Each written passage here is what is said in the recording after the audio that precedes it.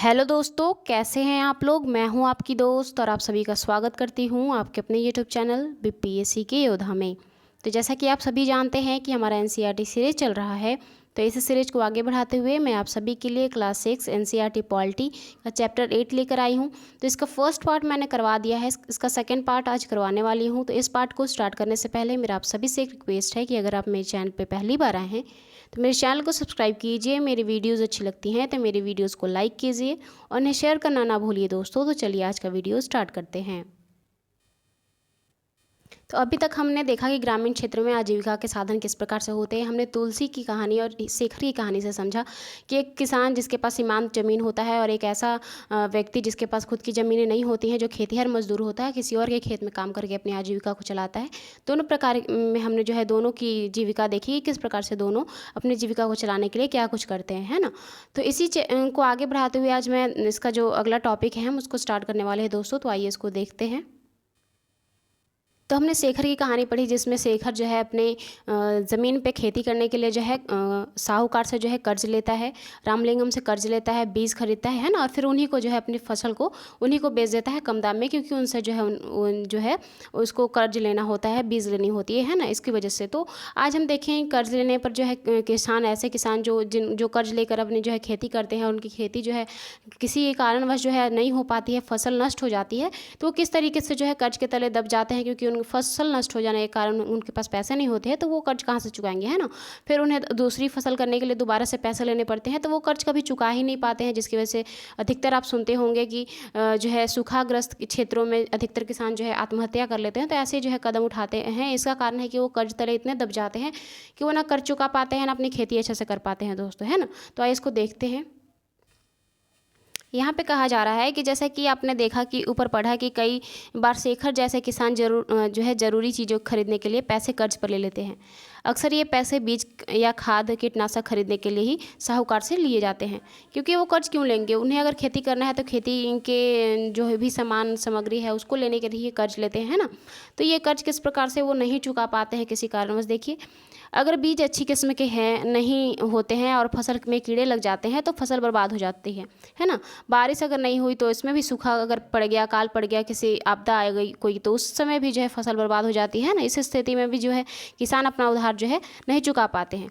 कई बार परिवार चलाने के लिए उन्हें पैसे कर्ज के तौर पर लेना पड़ता है फिर से दोबारा से, जबकि पहले वाला कर्ज चुकाया नहीं है। और अगर ऐसी अकाल की स्थिति हो जाती है, किसी कारणवश अगर फसल नष्ट हो जाती है, तो किसान को दोबारा से जो है कर्ज लेना पड़ता है। और इस तरह से जो है किसान कर्ज के बोझ के तले इतना दब जाता है कि फिर वो कभी उठ ही नहीं पाता है ना। आगे है कि जल्द ही कर्ज इतना बढ़ जाता है कि किसान कितना भी कमा ले वह उस कर्ज को नहीं चुका पाता, है ना। इस स्थिति में कहते हैं कि किसान कर्ज तले दब गया।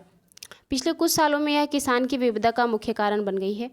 कई क्षेत्रों में किसानों ने कर्ज के बोझ से जो है दबकर आत्महत्या कर ली है। तो जैसे कि मैंने बताया कि ऐसे क्षेत्र जहाँ पे जो है बाढ़ के कारण फसलें खराब हो जाती हैं, या फिर कोई प्राकृतिक विपदा आ जाती है जिसके कारण फसलें खराब हो जाती हैं, या अकाल पड़ जाती है उससे भी फसलें खराब हो जाती है। तो किसी भी कारणवश अगर फसल खराब हो जाती है तो किसान जो कर्ज लेकर जो है उस खेती को कर रहा था, वो अब उस कर्ज को कैसे चुकाएगा, अपने परिवार को कैसे चलाएगा। इतने सारे जो है बोझ पड़ जाते हैं किसान के ऊपर कि किसान को मजबूरन जो है आत्महत्या करना पड़ता है। हालांकि सरकार को इसके लिए कुछ और भी करना चाहिए, क्योंकि हमारे जो हमने देखा था कि 40% जो है हमारे यहाँ पे खेती ही की जाती है। तो अधिकतर जो है किसान उसमें जो है वैसे ही होते हैं जो सीमांत होते हैं, जो मजदूर जो है दूसरों से पैसे लेकर खेती करते हैं, बड़े खेतीहर उतने नहीं होते हैं, है ना।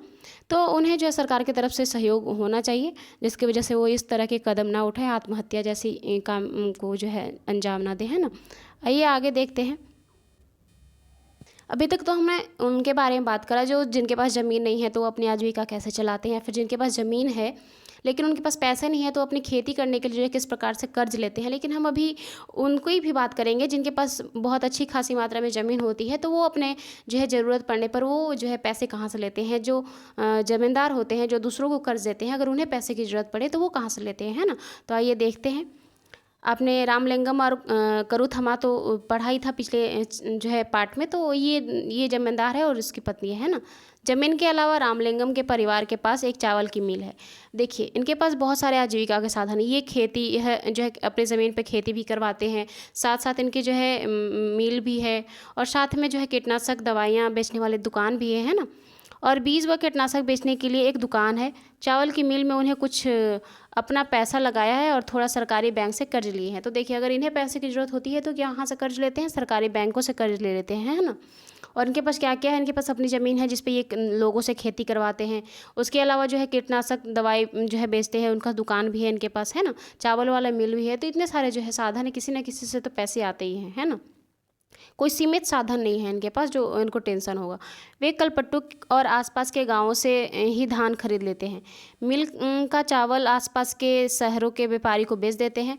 तो इससे जो है इनकी अच्छी खासी कमाई हो जाती है। तो ये धान जो है, चूँकि इनके पास मिल है तो इसके लिए धान की आवश्यकता होती है, और उस मिल में जो है धान लाते हैं और उसको अच्छी तरीके से चावल में बदल कर फिर उसको जो है अच्छी कीमत पर जो है व्यापारियों को बेच देते हैं, जिससे इनको काफ़ी मुनाफा होता है, रामलिंगम और करूथमा को, है ना। तो ये तो जमींदार की बात हमने करी कि इनको जो है किस प्रकार से ये आजीविका को चलाते हैं। तो इनकी तो आजीविका वैसे भी चल ही रही है। अगर इनके पास खेती है तो ये जब दूसरों से कार्य करवा रहे हैं तो ये तो इतने सक्षम हैं कि अपनी आजीविका को चला सके, है ना।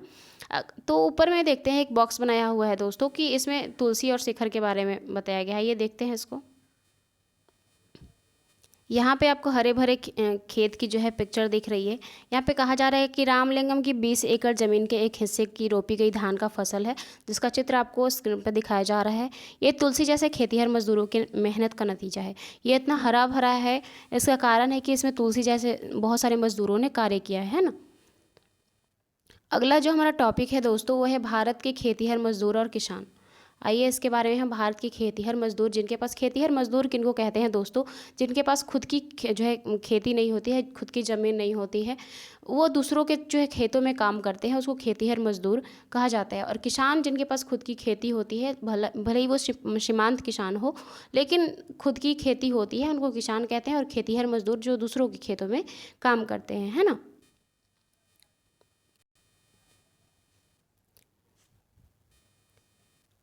कलपट्टू गांव में तुलसी की तरह खेतीहर मजदूर हैं, शेखर की तरह छोटे किसान हैं, और वहीं रामलिंगम की तरह बड़े किसान भी हैं, है ना। भारत में प्रत्येक 5 ग्रामीण परिवारों में से लगभग 2 परिवार खेतीहर मजदूर ही होते हैं।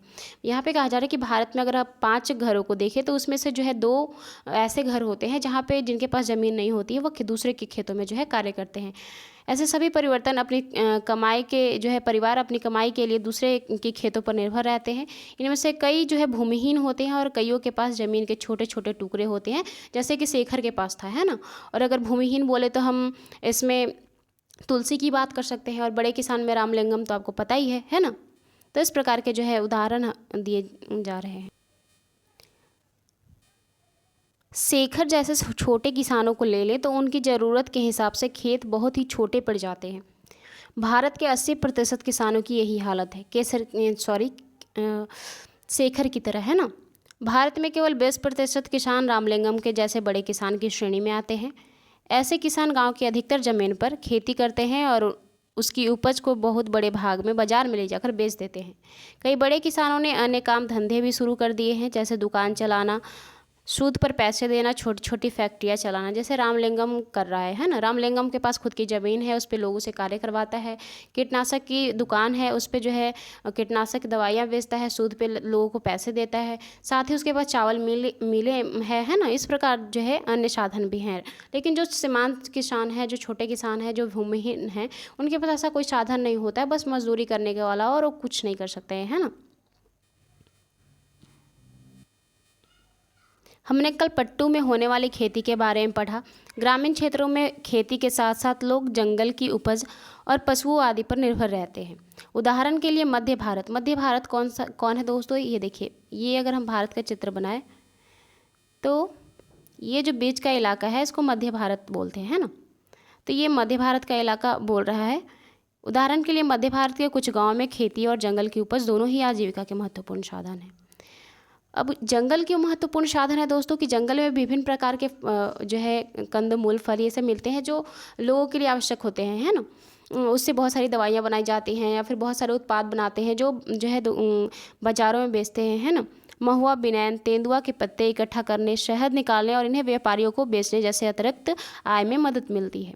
इसी तरह सहकारी समितियों को भी या पास के शहर के लोगों को दूध बेचना भी कई लोगों के लिए आजीविका के कमाने के मुख्य साधन है। तो सहकारी समितियाँ किसे कहते हैं दोस्तों? एक सहकारी मतलब कि बहुत सारे जो गाँव में ये अधिकतर आपको दिखाई देंगे सहकारी समितियाँ। ये गाँव के बहुत सारे जो अच्छे जिनकी जो है आय अच्छी है वो लोग मिलकर एक समिति का गठन करते हैं, जिसमें अगर गाँव के किसी व्यक्ति को अगर किसी पैसे की आवश्यकता है तो उस समिति से निकाल कर उसको दे दिया जाता है, फिर वो ज़रूरत पड़ने पर उसको वापस भी कर देते हैं ना। तो एक दूसरे के जो है हेल्प के लिए ये समितियाँ चलाई जाती हैं। तो ये जो है जिनके पास ज़मीनें नहीं होती हैं और हमें उनको तो हमेशा कार्य करने का जो है नहीं होता है, पूरी साल उनको काम नहीं मिल पाता है, तो जो खाली समय होता है उसमें जो है जो जिनके पास ज़मीनें नहीं होती हैं वो लोग जो है जंगलों पर निर्भर रहते हैं आजीविका के लिए, है ना। क्योंकि जो है वो बहुत सारे जो है मध्य भारत के इलाका जो है मैदानी इलाका है, तो वहाँ पे पशु चारण का भी बहुत अच्छा साधन है, तो लोग पशु रखते हैं तो वहीं पे चरा लेते हैं, उससे उनको दूध भी मिलता है जो सहकारी समितियों में वो बेचकर कुछ है पैसे कमा लेते हैं। उसके साथ जो है जंगल में बहुत सारे ऐसे पेड़ पौधे होते हैं, बहुत सारी लकड़ियाँ होती हैं कीमती जो है जिसका भी जो है आवश्यक होते हैं, तो वो लोग काट कर जो है व्यापारियों को बेच देते हैं ना। इस प्रकार से अपने आजीविका को जो है चलाते हैं। हमने तो बात की कि जो मध्य भारत में रहते हैं वो जो है अपनी आजीविका को जब उन्हें काम नहीं मिलता है तो किस प्रकार से चलाते हैं, लेकिन जो समुद्री तटों में रहते हैं, जैसे इधर आप देखें तो अरब सागर, इधर बंगाल की खाड़ी है, तो जो इस इलाके में रहते हैं वो जो है अपनी आजीविका के लिए क्या कुछ करते हैं, है ना। तो ये जानना ज़रूरी है। तो आइए इसको देखते हैं। यहाँ पे बोला जा रहा है कि समुद्र तटीय इलाके में हमने देखा कि पूरे गांव मछली पकड़ने में लगे हुए हैं, क्योंकि वहाँ पे आजीविका का एकमात्र साधन आप बोले तो मछली है, क्योंकि वहाँ पे पानी की अधिकता है, अगल बगल जो है समुद्र है, तो मछलियाँ ही प्राप्त होंगी, है ना। और वहाँ पे जो है चावल की खेती भी की जाती है। इसमें दो जो है दंपति की कहानी दी गई है। अरुणा और परिवेलन के जीवन के बारे में पढ़कर मछली पकड़ने वाले के एक परिवार के बारे में थोड़ा और जानकारी जो है मिलेगी। तो हम इसके स्टोरी को इस बुक में पढ़ेंगे। यह परिवार कलपट्टू के पास पुदुपेट नामक गांव में रहता है। कलपट्टू के आसपास ये एक पुदुपेट नामक गांव है तमिलनाडु में, वहीं पर ये लोग रहते हैं, है ना, मछली पकड़ने का कार्य करते हैं। यहाँ पर आपको चित्र दिख रहा है, व्यक्ति के द्वारा किस प्रकार से जाल फेंके जा रहे हैं ना। तो आइए देखते हैं इनकी स्टोरी को। पुदुपेट कलुपट्टम से ज़्यादा दूर नहीं है। यहाँ लोग मछली पकड़कर अपनी आजीविका को चलाते हैं। उनके घर समुद्र के पास है और वहाँ चारों ओर जाल और जो है कैटामैन एक मछुआरे की खास तरह की छोटी नाव होती है। इसको कैटामैन बोलते हैं दोस्तों, है ना। पंक्ति में दिखाई देती है, यानी कि लाइन में जो है खड़ी रहती है, क्योंकि वहाँ के सभी लोग जो है मछली पे ही निर्भर हैं, तो वो जो है उनके पास एक माध्यम होना चाहिए ना जिससे वो मछलियाँ पकड़ सके, है ना। सुबह 7 बजे समुद्र के किनारे बड़ी गहमा गहमी यानी कि बहुत ज़्यादा भीड़ होता है। इस समय सारे कैटामैन मछली पकड़कर घर जो है लौट आते हैं। मछली खरीदने के लिए जो है और बेचने के लिए बहुत सारी औरतें इकट्ठा हो जाती हैं। तो जब मछलियाँ शाम को जो है लेकर आते हैं तो जो है वहाँ पे मछली बाजार में बहुत ज़्यादा भीड़ लग जाता है, जहाँ पे जो है कुछ लोग मछलियाँ बेचने आते हैं तो कुछ खरीदने आते हैं। मेरा पति परिवेलन, मेरा भाई और मेरी जीजा आज बड़ी देर से घर लौटे। ये कौन कह रहा है? अरुणा कह रही है ना। मैं बहुत परेशान हो गई थी। ये हमारे कैटामैन में इकट्ठे ही समुद्र जाते हैं और उन्होंने बताया कि आज मैं तूफान में फंस गया। तो ये बोल रही कि जब वो घर नहीं आया तो मैं बहुत परेशान हो गई। तो जब वो आया तो मैंने पूछा कि आप इतने देर कहाँ थे, तो उन्होंने बोला कि आज मैं तूफान में फंस गया था, है ना। आज जो मछलियाँ पकड़ कर आई हैं उनमें से मैंने परिवार के लिए कुछ मछलियों को एक तरफ रख दिया है, बाकी मैं नीलाम कर दूंगी। नीलाम मतलब बाकी मैं बेच दूंगी, है ना। इस नीलामी से जो पैसे मुझे मिलेंगे वह 4 भागों में बांटा जाता है। 3 हिस्से उन लोगों को मिलेंगे जो मछली पकड़ने में जो है साथ जाते हैं, जैसे कि उसका भाई, उसका जीजा, है ना। बाकी एक हिस्सा उसको मिल जाता है जिसकी नाव और जाल वगैरह होती है। चूँकि जाल और नाव जिसकी होती है ये भी जो है जिनके पास नहीं होते हैं वो भाड़े पे लेते हैं, और जिनकी खुद की होती है वो खुद के लिए पैसे निकाल लेते हैं, है ना। क्योंकि जाल और कैटरमैन मैंने उसका अपना इंजन हमारे और वह जो है हमारे हिस्से से हमारे पैसे के बने हुए हैं। हमने अपने बैंक से उधार लेकर इस इंजन को खरीदा है, तो इस पैसे को मैं ही रख लेती हूँ, है ना। जो कैटरमैन में लगा हुआ है इससे ये लोग समुद्र से दूर जा पाते हैं और ज़्यादा मछलियाँ पकड़ पाते हैं। ये जो इसमें जो इंजन लगा हुआ कैटरमैन में, ये बोल रहे कि इससे ये होता है कि समुद्र के ज़्यादा दूर तक जा पाते हैं और जिससे मछलियाँ पकड़ने में जो है आसानी होती है ना। तो उसके बाद क्या होता है, तो ये देखते हैं। नीलामी में जो औरतें यहाँ से मछलियाँ खरीदती हैं वे टोकरी में भरकर आसपास की गाँव में जो है बेच आती हैं, है ना। कुछ व्यापारी भी हैं जो शहर की दुकानों में मछलियों को ले जाते हैं जो है बेचने के लिए।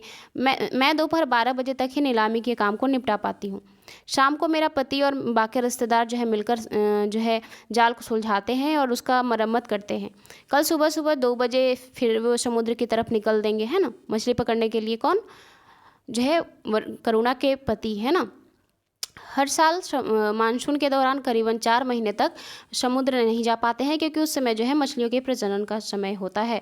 तो कह रही है कि हर साल जो है 4 महीने के लिए हम मछली मारने नहीं जाते हैं हमारे यहाँ से, क्योंकि उस समय जो होता है बहुत ज़्यादा तूफानें आती हैं, बहुत जो है रिस्क भी होता है, और उस समय मछलियों के जो है प्रजनन का समय होता है, इसलिए उस टाइम हम नहीं जाते हैं। तो उस टाइम पर ये लोग क्या करते हैं?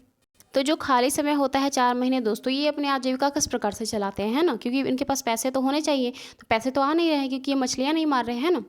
तो इन महीनों में हम व्यापारी से उधार लेकर अपना गुजारा चलाते हैं।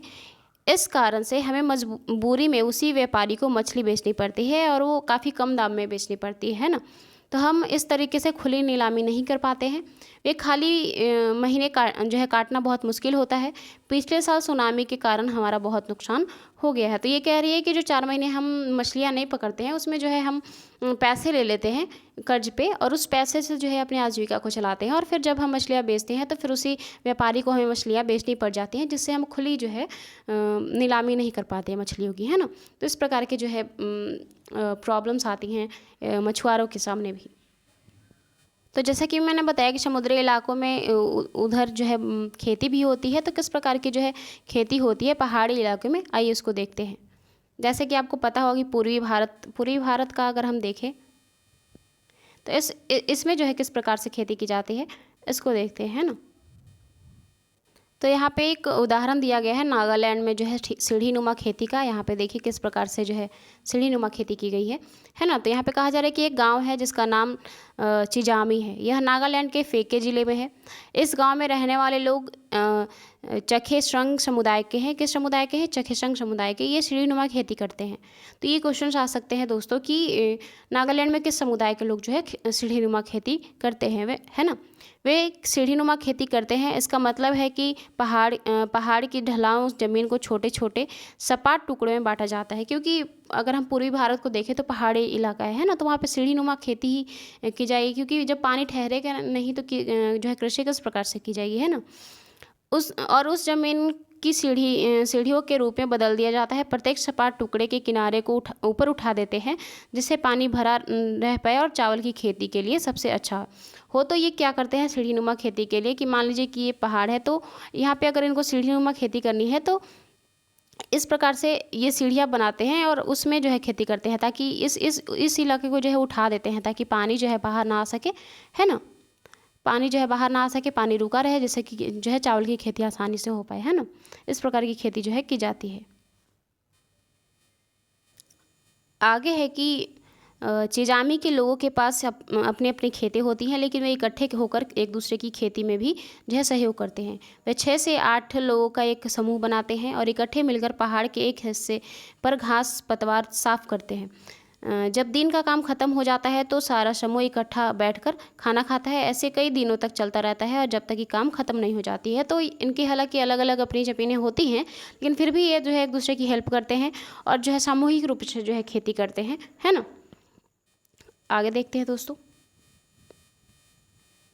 अगला जो हमारा टॉपिक है, ग्रामीण क्षेत्रों में आजीविका के साधन। तो ग्रामीण क्षेत्र में लोग अपनी आजीविका को के जो है साधन क्या होते हैं, इसको देखते हैं।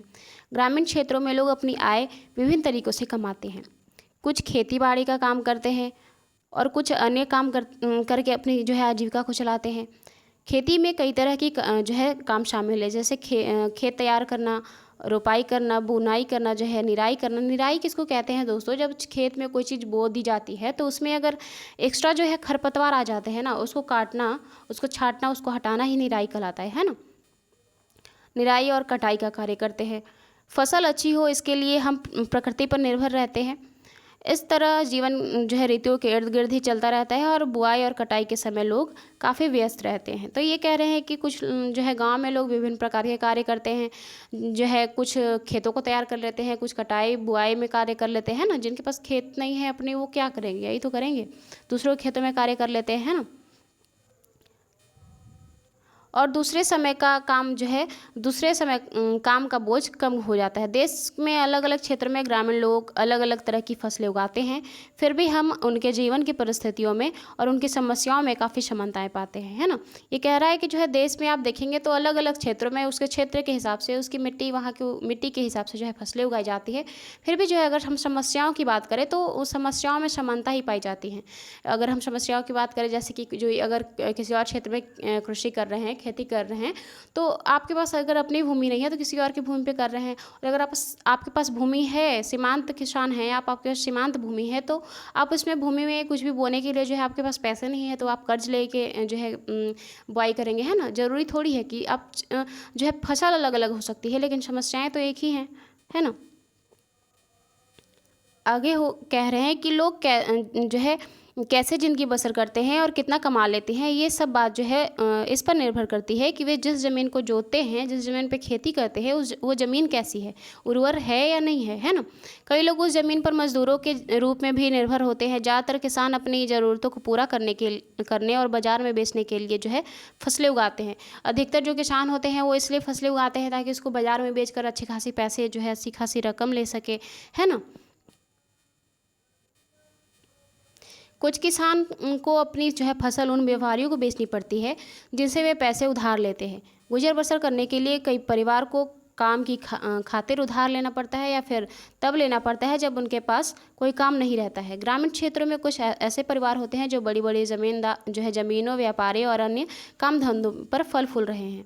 फिर भी ज़्यादातर छोटे किसान, खेतिहर मजदूर, मछली पकड़ने वाले और परिवार और गांव के हस्तशिल्प में काम करने वाले लोगों को पूरे साल रोजगार नहीं मिल पाता है। तो ये कह रहे हैं कुछ किसान ऐसे होते हैं जो खेती तो करते हैं, लेकिन अगर उनकी खेती होती है तो अच्छी खासी होती है, तो वो भी जो है ऐसे व्यापारी को बेचना पड़ता है जिनसे वो कर्ज लेते हैं, और वो भी एक सीमित रेट पे बेचना पड़ता है ना, जो तय किया गया है उनके द्वारा, है ना। इस प्रकार की जो है समस्याओं का सामना करना पड़ता है। कुछ लोग जो ऐसे हैं जो दूसरों के, जिनके पास खुद की ज़मीन नहीं है, लेकिन वो दूसरों की ज़मीन पर ही काम करके जो है अच्छे से अपनी ज़िंदगी को जो है चला रहे हैं ना। तो आज का जो हमारा चैप्टर था दोस्तों, यहीं तक था, समाप्त होता है। अब मिलते हैं नेक्स्ट वीडियो में नेक्स्ट चैप्टर के साथ। हमारे वीडियो को एंड तक देखने के लिए thank you so much. Bye, take care.